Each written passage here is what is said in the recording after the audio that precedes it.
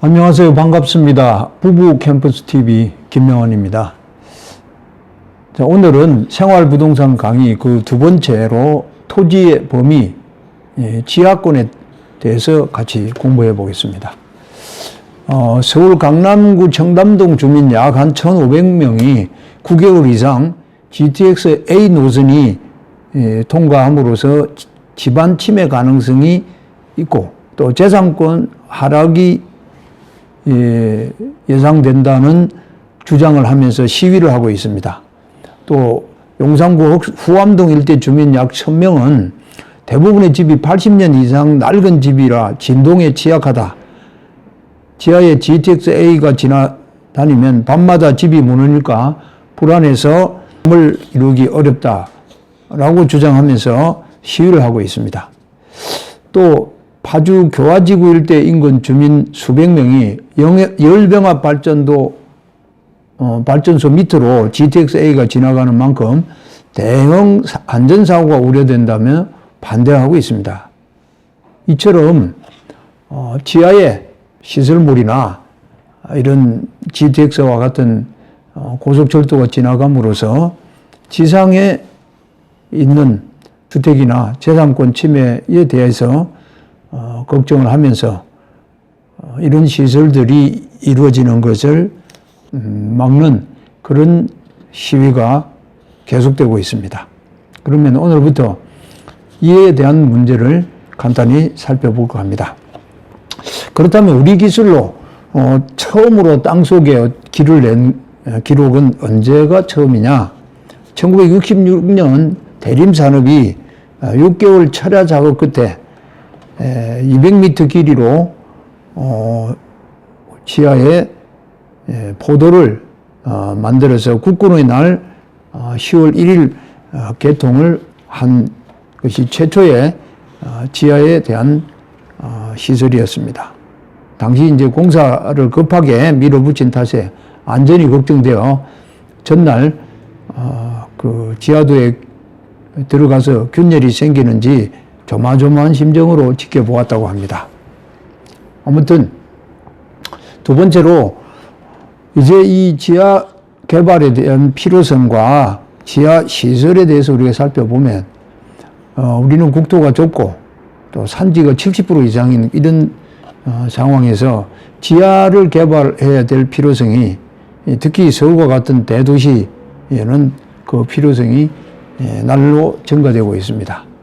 우리가 지하 시설물을 살펴봐도 지하철이나 지하도로나 또 상하수도 이런 공공시설뿐만 아니라 지하상가라든지 지하의 각종 여러 가지 시설들이 개발되고 있습니다. 특별히 지하 주차장은 오늘날 큰 하나의 사회적인 문제로까지 우리가 발생되고 있다는 걸 알 수 있습니다. 지하 시설에 어떤 것들이 있는지 잠시 살펴보면 조금 전에 말씀드렸듯이 지하철, 지하 광역철도, 지하 도로, 쇼핑몰, 이나 상가, 또 사무실, 심지어 앞으로는 지하에 공원이나 체육시설 이런 것까지도 지금 생길 예정입니다. 조금 전에 말씀드렸듯이 지하 주차장 개발의 필요성은 날로 증가되고 있습니다. 지금 현재 굉장히 지하의 개발에 문제가 되고 있는 것이 GTS와 같은 광역고속철도입니다. 이 광역고속철도가 이제 개통이 되면 서울과 수도권을 30분 이내로 단축시키게 되기 때문에 도시 경쟁력이 수도권까지 확대되는 그런 큰 효과가 나타날 것입니다. 뿐만 아니라 공공시설물로서는 상하수도 또 통신 케이블이라든지 전력선, 가스선 등을 한꺼번에 묶어서 공동구로 관리하고는 시스템을 갖추고 있습니다. 해외에도 이런 지하 개발의 사례들은 많은데 특히 날씨가 추운 북미라든지 북유럽 등에서는 오래전부터 이 지하 공간을 개발했습니다. 핀란드, 노르웨이, 스웨덴 등지에는 지하의 수영장, 또 하수처리장, 열병합 발전, 기타 난방시설 이런 산업시설까지 지하에 있습니다. 캐나다 몬트리올 지하의 언더그라운드 시티는 여의도 2배 크기의 길이는 32km에 달하고 2,000여 개의 상점과 식당, 극장 이런 것들이 있고 또 10여 개의 지하철역과 연결된 세계 최대의 지하 도시입니다. 이 외에도 미국 뉴욕과 프랑스 파리라든지 일본 도쿄 이런 도심에서 지하도로, 지하 광역철도 이런 것들이 잇따라 건설되고 있습니다. 그러면 이런 지하 시설을 했을 때 어떤 장점이 있고 또 어떤 단점이 있는지 한번 살펴봅시다. 지하 시설의 경우에는 지상에 있는 경관을 보호할 수가 있고 또 환경도 보호가 됩니다. 또 소음이나 진동이 감소되고 앞서 살펴보셨듯이 다른 장애물들이 없기 때문에 교통시간이 대단히 단축되는 효과가 있습니다. 또 지하에는 암만 해도 항온 효과도 있는 장점이 있습니다. 하지만 지하의 가장 단점으로는 햇빛이 차단되고 또 냄새가 잘 외부로 빠지지 않는 그런 문제가 있습니다. 주택의 경우에는 습기가 차거나 곰팡이가 생기고 각종 질병을 유발할 수 있습니다.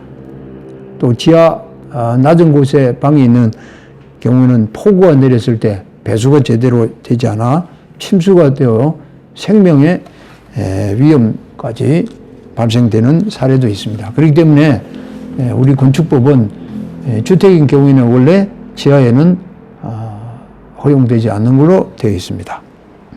상가나 사무실 이런 것의 경우에 또 화재나 이런 위험 상황이 발생했을 때 출구가 좁고 막히는 경우 인명사고가 발생할 위험성이 높습니다.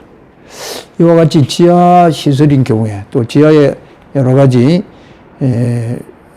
이런 공공시설물이 있을 경우에 또 사람들이 이 지하를 많이 이용할 때에 나타나는 장점과 단점이 있기 때문에 이 지하 개발은 여러 가지 문제가 발생할 소지가 있습니다. 앞서 살펴보셨듯이 이미 수서발 고속철 SRT 유연 터널의 경우 어떤 문제가 생겼느냐 하면 수서 동탄간 구간에 2016년 개통한 50m 길이의 이 지하 터널인 유연 터널은 경기 용인시 공세동에 있는 한 아파트 단지 아래를 통과하는데 정부는 지하 공간에 대해서 구분 지상권을 설정해서 공사를 진행했으나 주민들은 공사 기간 내내 소음과 진동으로 고통을 받았고 또 주택값이 절반 가까이 떨어졌다고 합니다.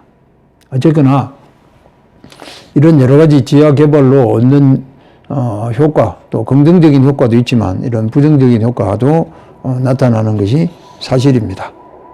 하지만 무엇보다 이제 토지주가 걱정하는 것은 기존 집안이 내려앉거나 또 집이 무너질 수 있다는 이런 심리적인 불안감과 또 한편으로는 이 집값 하락으로 인한 재산권 침해 여기에 대한 문제가 가장 심각한 것으로 보고 있습니다. 우리 앞서 살폈듯이 도로가 포화됐다든지 또 우리 여러 가지 부지 부족 이런 문제로 교통망 확충이 어려운 상황이기 때문에 철도나 도로를 지하화하는 것은 늘어날 수밖에 없는 것이 현실입니다. 그러므로 이런 현실과 또 주민들의 불안으로 오는 갈등 이런 것들을 어떻게 조화하고 풀어가느냐 하는 것이 이 지하의 문제에 대한 방향이 될 것입니다. 먼저 우리가 법적으로 한번 살펴보면 지하에 대한 소유권에 관해서 우리 민법 212조는 다음과 같이 규정하고 있습니다. 토지 소유권의 범위는 정당한 이익이 있는 범위 내에서 토지의 상하에 미친다. 그러니까 땅이 있다면 땅 위에도 정당한 범위까지 그 토지 소유자의 땅의 권리가 소유권이 미치는 범위고 또 땅 아래 지하에도 일정한 길이까지는 토지 소유권자의 권리, 토지 소유권의 범위에 속한다 이런 규정입니다. 하지만 여기서 가장 문제가 되는 것은 정당한 범위 내라는 아주 이런 총괄적인 또 막연한 규정이 여러 가지 해석에 있어서 어려움을 낳고 있습니다. 예, 그렇다면 현실적으로 이런 문제에 대해서 어떤 규정들이 있는지 살펴보니까 서울시의 경우에 또 다른 지자체의 경우에는 이 지하에 대해서 권리를 인정하고 보상을 해줄 수 있는 범위를 40m 이내라 이런 입장입니다. 그렇다면 이 규정에 대한 해석을 한 판례가 있느냐? 대법원 판례는 아직 없습니다. 다만 이제 하급심 판례는 들어 있는데 하급심 판례를 검토하니까 지하 18m 또 지하 22m 이런 경우에 토지 소유권을 침해하지 않는다. 또 때로는 침해한다 하는 규정이 판례가 있기 때문에 판례도 일관성이 있는 것은 아닙니다. 더구나 판례의 구속성이 있는 대법원 판례는 아직까지 판결이 없습니다. 그렇기 때문에 현실적으로 이런 갈등 사례를 해결하는데 대단히 실제적으로 어려움을 겪고 있는 것이 현실입니다. 다시 말해서 이 지하에 대한 문제는 과거 우리 서울 지하철 1호선, 2호선 이런 3호선이 놓여있는 70년대만 해도 국가의 그 보상을 해줄 수 있는 재정적인 여건도 되지 않았고 또 시민들의 권리의식도 그때는 약했기 때문에 크게 사회적인 문제로 드러나지 않았습니다. 하지만 이제는 많은 시민들이 이런 토지 소유권의 범위, 다시 말해서 지상에 뿐만 아니라 지하에도 소유권이 있다는 이런 권리의식이 점차 증대되고 또 그 권리에 대한 주장이 강해지고 있습니다. 그렇기 때문에 이런 문제에 대해서 지하권에 대해서 어떻게 해결하는 것이 가장 바람직한 것이냐. 첫 번째로 가장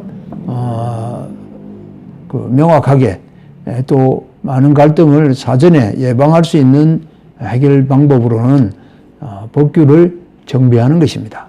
보다 세부적이고 또 구체적인 규정 내용을 이 법을 통해서 해결하는 것이 가장 좋은 방법입니다. 하지만 암만 이 법을 우리가 구체적이고 세부적으로 만든다 해도 개개의 사례에 모두 적용하기는 쉽지 않습니다. 앞서 지하의 정당한 범위에 대해서 학자들이 지하 안반이 나오는 곳까지 미친다는 해석이 있습니다. 하지만 그 지하에 통과되는 그 부분 또 지역마다 안반이 나오는 깊이가 다를 것입니다. 그렇다면 여기에 이런 학설도 충분한 또 원만한 해결책이 되기는 어려울 겁니다. 그렇기 때문에 1차적으로는 법규를 정비하는 것이 가장 좋은 방법이 되겠습니다. 다음으로는 현실적으로 예컨대 지하 강역철도가 지나간다든지 지하철이 지나갈 때에 기술적인 문제로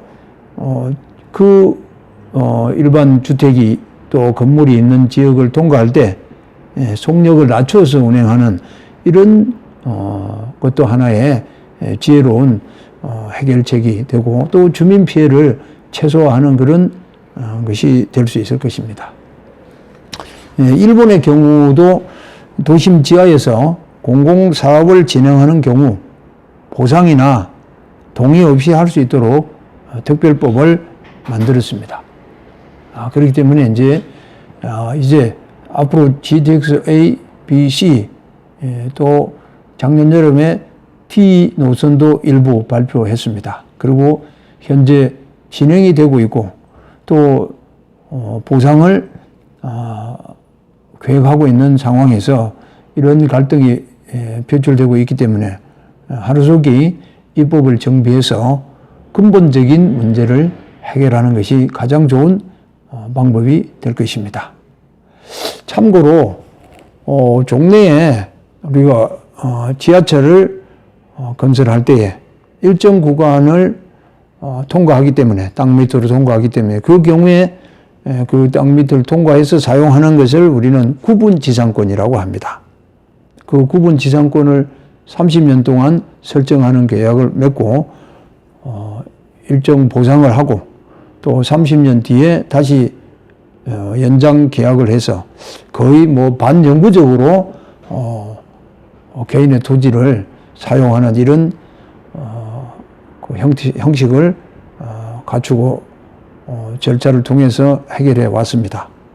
그러니까 지하의 공공시설이나 또 지하의 개인의 재산을 땅을 사용하는 이런 문제는 법리적으로 보면 토지 소유권의 범위와 또 한편으로는 구분지상권 이런 법리가 적용되는 것을 알 수 있습니다. 이제 우리 모두가 이 지하의 문제에 대해서 앞으로 더욱더 많은 문제들이 발생되기 때문에 또 권리인식도 점차 확산되기 때문에 좋은 해결책이 나오기를 간절히 바라겠습니다. 이상입니다. 감사합니다.